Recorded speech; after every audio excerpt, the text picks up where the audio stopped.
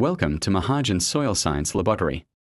Today we are heading out to the field to collect soil moisture data using the HH2 Moisture Meter, a simple but powerful device that helps us understand how much water is present at different depths in the soil.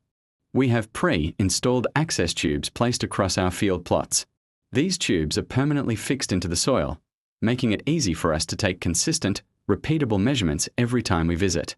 Once we arrive at the field, the first thing we do is remove the cover cap from the access tube. Next, on the HH2 device, we select the plot ID. This identifies exactly which plot we are measuring. We also enter the date. And also both the plot ID and the date can be edited after downloading the data into Excel.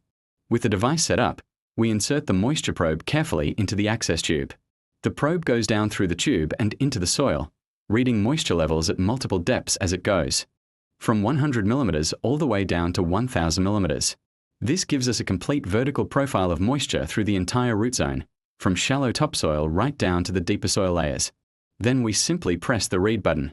The HH2 captures the moisture readings automatically.